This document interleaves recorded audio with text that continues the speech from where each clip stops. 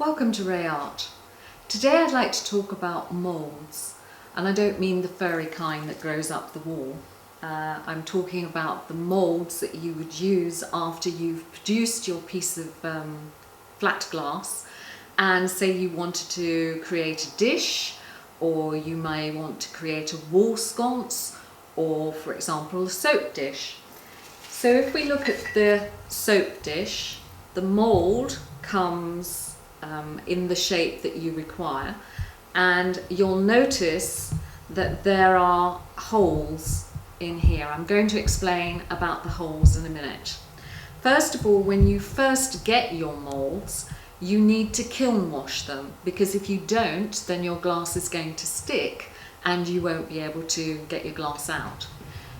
So I've already got some kiln wash made up here, and basically you can either take a hake brush, which is a very soft brush, or you can use an ordinary paintbrush, preferably yay wide and with long bristles on it, so it's quite soft.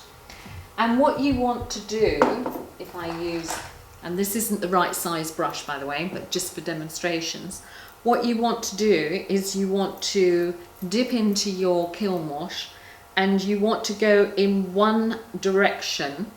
So you go one direction and then you do it again and you go in the other direction, and again then you do it diagonally, and again you do it the other way. And you want to put on here about 5 washes.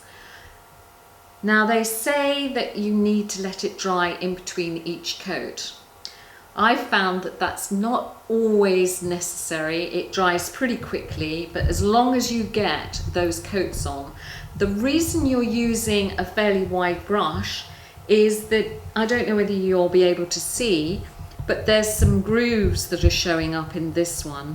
And if you have too many lines from your brush, those lines are going to transfer to your glass and you're going to have that design in the base of your glass. So you want to make sure it's pretty smooth.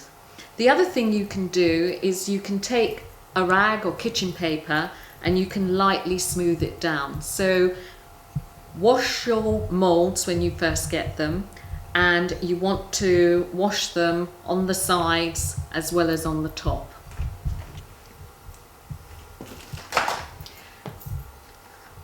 When you're using the mould, this is obviously too big for this particular mould. So if I was to use this, what's going to happen is the sides are going to slump down over my mould.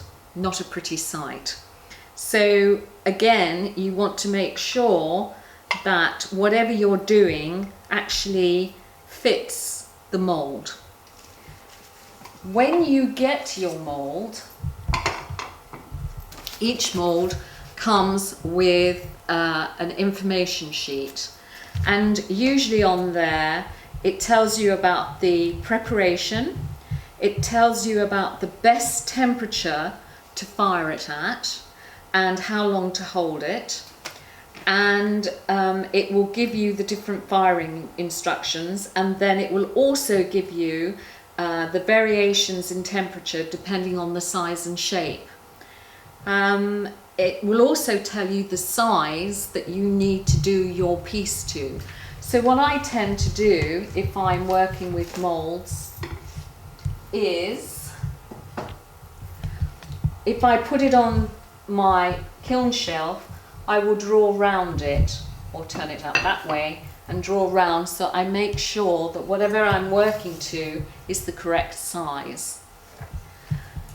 Going back to the holes, if your mould comes with holes, when you put it in the kiln, you don't want to cover those holes up. They're there for a reason, and that is to let the heat through the mould. Some moulds don't have them, but quite a few that I've purchased do. And so what I tend to do is I put the kiln blocks, or the little blocks that hold up the shelf, at the edge, and then I put my mould between the 2 blocks so that these holes have nothing blocking them underneath and the air can go through it. As I said, moulds can come in various shapes and sizes. This is a lamp mould, and as you can see, it's had the kiln wash on it on all sides.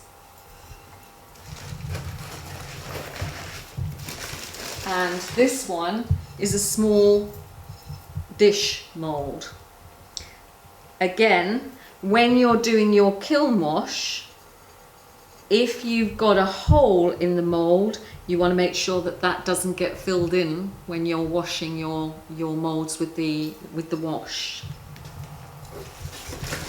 And that's it. That's basically giving you some idea about what to look out for with moulds. You can also use stainless steel, like a vase that's turned upside down, that's going to give you your sort of fluted look.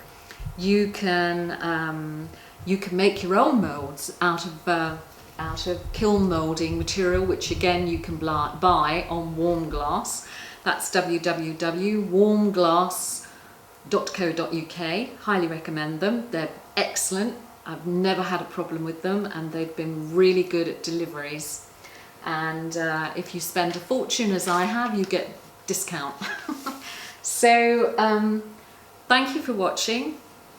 Do experiment with some moulds and have fun. See you next time. Bye.